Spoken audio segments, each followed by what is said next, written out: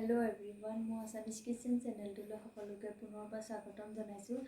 আজি মই বহুত দিনৰ মূৰত এটা ৰেচিপি লৈ আহিছোঁ। সেই ৰেচিপিটো হৈছে ঢেকীয়া শাকৰ ৰেচিপি।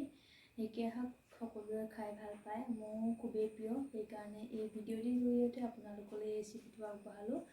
আৰু ভাল পালে লাইক কৰিব, শ্বেয়াৰ কৰিব, ছাবস্ক্ৰাইব কৰিব। আহকচোন চাওঁ ভিডিঅ'টিৰ কাৰণে কি কি প্ৰয়োজনীয় হৈছে আৰু ৰেচিপিটো মই কেনেদৰে বনাইছোঁ। আহক চাওঁ।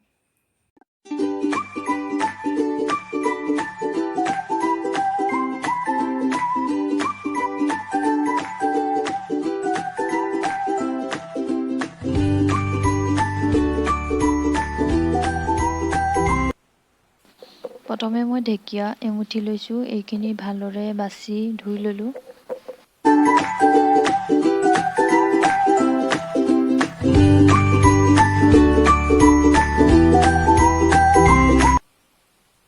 এতিয়া ঢেকীয়াখিনি সৰু সৰুকৈ কাটি ল'ম। ঢেকীয়াখিনি কাটি ল'লোঁ আৰু ইয়াৰ কাৰণে মই লৈছোঁ 2টা পিঁয়াজ আৰু 2টা আলুগুটি। এই আলুটো ভালদৰে ধুই ল'লোঁ আৰু এতিয়া সৰু সৰুকৈ কুটি লৈছোঁ এনেদৰে।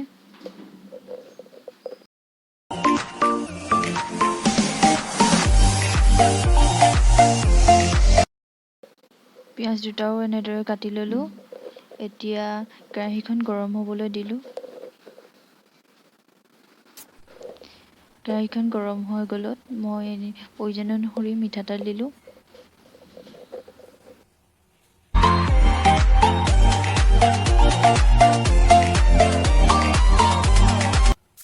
তেলখিনি গৰম হ'লত মই পিঁয়াজখিনি দি ল'লোঁ। এতিয়া ভালদৰে লৰাই থাকিম ৰঙচুৱা হোৱালৈকে।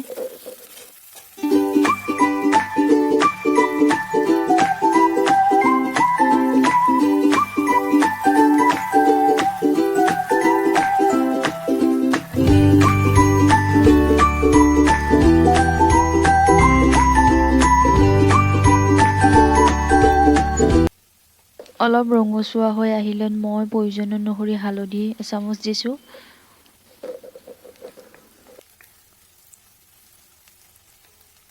আৰু কাটি থোৱা আলুখিনি দি দিলোঁ। এইখিনি ভালদৰে লৰাই ল'ম।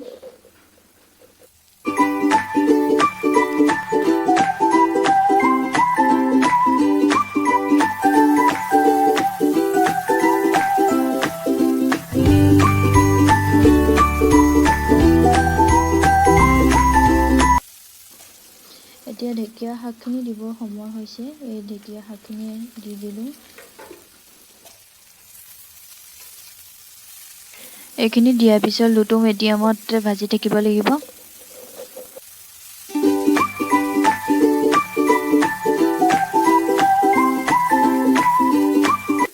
এতিয়া 5 মিনিট সময়ৰ কাৰণে ঢাকি দিয়াৰ পাছতে এয়া চাওক অলপ সিজিব আৰম্ভ হৈছে।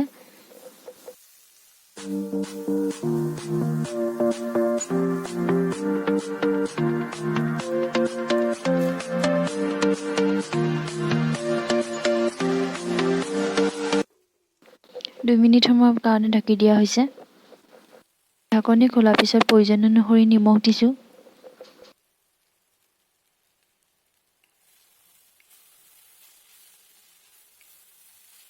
ঢেকীয়া শাকত vitamin A, B, C, E ইত্যাদি পোৱা যায়।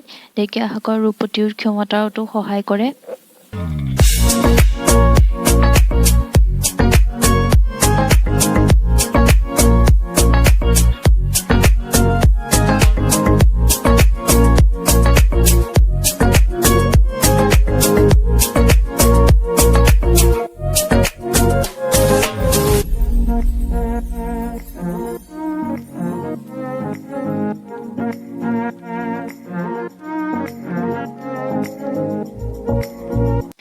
ঢেকীয়া এবিধ সকলোৱে পৰিচিত শাক। অতি পুৰণি কালৰে পৰা এইবিধ শাক আমাৰ জনসমাজত বিশেষভাৱে সমাদৃত হৈ আহিছে।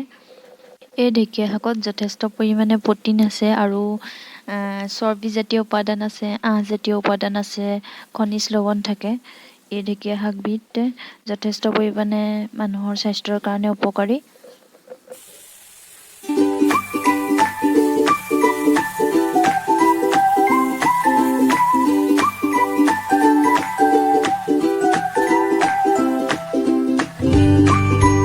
ঢেকীয়াখিনি অলপ সিজিছেগৈ।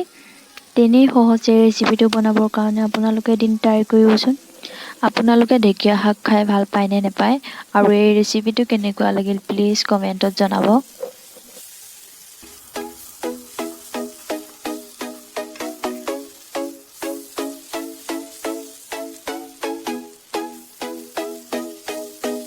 ঢেকীয়া শাকৰ এই ৰেচিপিটো অলৰেডি হৈ গ'ল।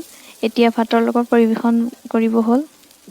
এই ৰেচিপিটো যদি ভাল পালে প্লিজ লাইক কৰিব, শ্বেয়াৰ কৰিব, ছাবস্ক্ৰাইব কৰিব আৰু পুনৰ নতুন এটা ভিডিঅ'ৰ সৈতে লগ পাম। আজিলৈ বাই বাই।